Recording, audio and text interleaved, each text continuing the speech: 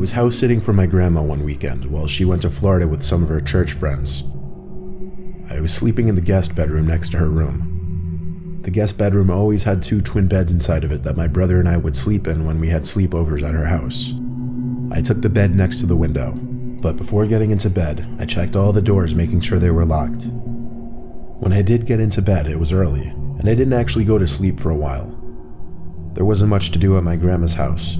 I was just on my phone for an hour or two, watching videos, texting people, whatever. That's when I thought I could start hearing someone's voice outside. It sounded like a woman's voice, saying hello. I left the bedroom and inched my way closer to the front door, moving slow because I was trying to listen. Hello? It was a woman's voice, just going hello like every 10 seconds. As I got closer to the front door, I realized that's where it seemed to be coming from. My grandma's door doesn't have a peephole, but the windows in her dining room gave a clear view of the front porch, so I went over to that window to attempt to get a view of who was out there. I tried peeking my head in between the plastic blinds without making it obvious, but I guess I didn't do a good job of that, because when I looked, I did see a woman on my grandma's stoop, and she was looking right at me, as if she knew I was going to be looking through those blinds. Once again, she said hello, with some freakish smile on her face. This woman was older, but don't picture her as some innocent-looking, small old lady. She looked like she was maybe late 50s, early 60s, and something about her face just skeeved me out. I moved away from the window and thought maybe it was one of my grandma's friends. It was midnight, though. Why would anyone come to the door this late? And why wouldn't she knock or ring the bell? Why was she just standing out there going hello over and over? I was genuinely unsettled. I just went back to the guest bedroom and shut the door. Now with the door shut as opposed to before, I couldn't hear that woman anymore. Maybe it was that, or she just decided to leave. I started texting everyone about it, my sisters, my friends, telling them how bizarre it was. But a good amount of time passed in silence, and I was starting to calm down. My sisters were telling me to call Grandma, but there was a 0% chance she was awake, and she barely ever even checked her cell phone anyway. Just like that, something broke the silence. A banging at the window. Not a knocking or tapping, banging. I felt that fierce pain in my chest area as my body entered that fight or flight mode. Shortly after the banging stopped, I heard that familiar voice say hello. With that boost of adrenaline, I guess I had the extra confidence to grab the blind and push it up. There I was, face to face with this horrifying older lady, with only a thin layer of glass between us. I screamed at her smiling, gross face, "I'm calling the cops." I pulled the blind back down and ran back outside to the living room. I looked around the house, then ran upstairs to box myself into the upstairs guest bedroom. I didn't want to actually call the cops. I don't know why. I wanted to just wait it out. I crawled into the bed in the upstairs guest bedroom and tucked myself under the covers. A couple hours later, I was still awake, and I finally only then went back downstairs to look outside each window. That freaky old lady seemed to be gone. The next morning, I called my grandma and told her what happened. She started yelling into the phone, clearly panicking and distressed. She told me how a few days earlier, she was being watched in the grocery store by some woman about 10 years younger than her, who just kept smiling at her for no reason. I told her to calm down. I didn't entirely know whether to correlate the two or not, but when we eventually got off the phone with each other, I did have to give it a second thought. My grandma is 75, and she has lost a bit of her wits, so I do have to take some of the things she says with a grain of salt. But the way she yelled into the phone about the woman in the store really gave me the chills, and I still wonder if it could have been the same person.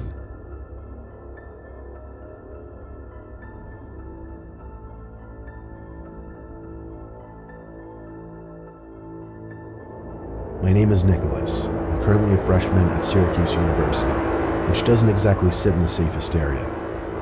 I just went through a breakup with my first girlfriend, so I started getting back into the online dating scene. I was using the app Hinge when I found some blonde girl named Stephanie who I really connected with. She also went to Syracuse. We both liked to read, go to the movies, we even had the same sense of humor. I suggested we go on a movie date, and she said she'd love to. She told me to meet her at some specific point near campus and she'd pick me up.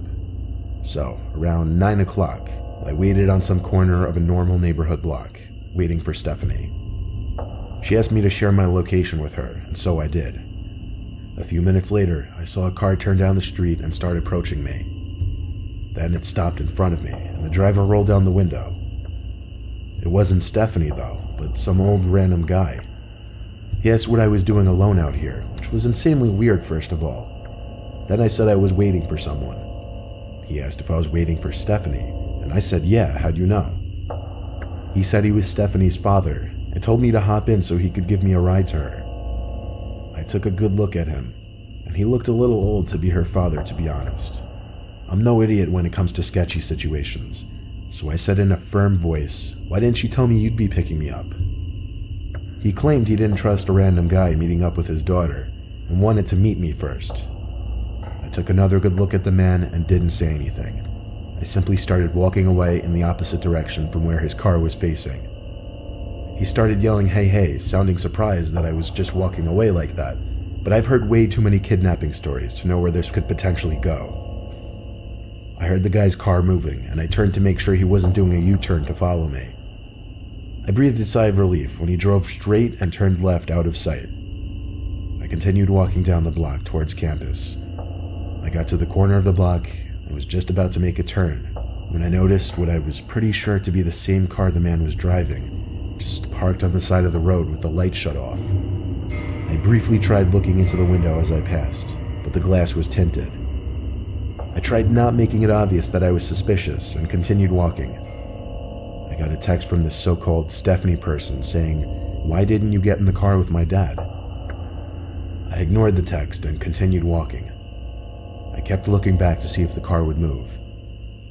When I got to an intersection in the road, I turned right and then full-on booked it in the direction of campus. Surprisingly, I wasn't followed. I made it back to campus out of breath and started walking to my dorm building. I felt like I heard footsteps following me, though. I thought maybe I was being paranoid, but when I heard a piece of broken glass being kicked by someone's shoe, I knew I was being tailed. I made a point of ducking down behind a van and stopping to give me time to listen for where their footsteps were coming. They were a few cars away from me. Then I remembered. I never stopped sharing my location with Stephanie, or should I say that man. I saw him. It was that old man. He was approaching from between two cars across from me. He yelled something that I didn't fully understand, but it sounded like he said, "Come back and I'll take you to her." He had to be like 60-something. There's no way he would catch me if I sprinted. I lost him easily when I ran, and made it back to my dorm room. My roommate wasn't there, so I had no one to talk to about it. But when I lay in my bed, I got another text from that man, and it was shocking. It said, "You're a little piece of fucking shit. You're lucky you got away. I would have strangled your ugly ass." I still have the screenshot. I replied saying thanks for the threat, it's going straight to the police, and I blocked his number. I still have the conversation saved as evidence, and I plan on going to the police with it eventually. Hopefully they are able to do something about it.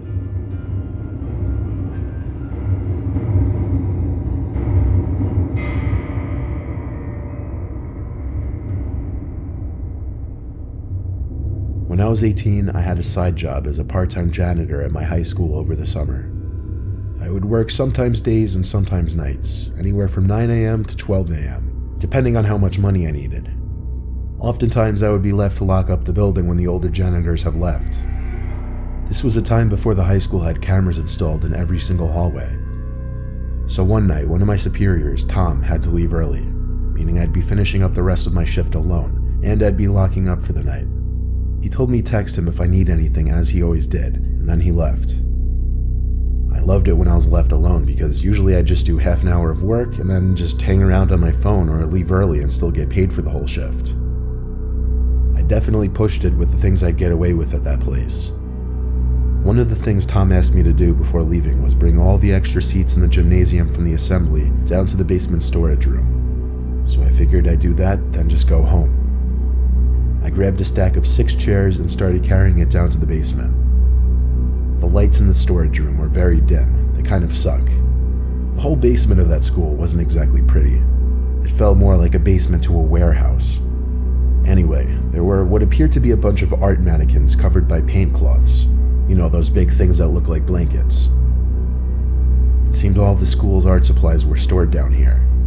I dropped a stack of chairs down where the rest of the chairs were stored, then went back up to the gym to get more. When I came back down with more chairs, I noticed one of the mannequins was exposed now. The blanket was removed from on top of it. I know for sure it was covered minutes earlier because it was one of the front ones. I texted Tom saying, "I think someone's down in the basement." He said back, "What do you mean?" And I said one of the art cloths were moved. He took a minute to respond saying no one else should be there. Then I noticed something. The art cloth, tucked in the corner of the storage room, sitting outside of the light that was produced at the center of the room. It was covering something, surely. I started to tiptoe over to it, but when I was a few feet away from it, I realized whatever was under that cloth was moving just ever so slightly. There was undoubtedly someone hiding under there. I ran back upstairs and locked the basement door. I texted Tom saying someone is hiding under a cloth in the basement. He said call the cops, but I insisted he just come back since he only just left like 10 minutes ago. He didn't want to come back though. He told me to be a man and confront whoever was down there. So I went down to the basement again.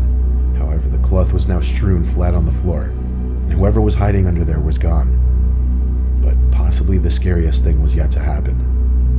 As I stood in the storage room, there were loud metallic thumps coming from above my head. I looked up and saw indents slowly forming in the large air vent above me. Someone was crawling through the main vent, then just stopped literally above me. And then, bangs. Bangs like whoever was in there was trying to break open the floor of the air vent. I didn't know what was happening, but I was officially done with this. I ran up the stairs, locked up the school, and went home. I told Tom the partial truth the next day, that I thought I saw someone in the corner and it was gone when I went back. Then I claimed there was nothing else I could say. Thank God it was my last week there, so it wasn't my concern anymore.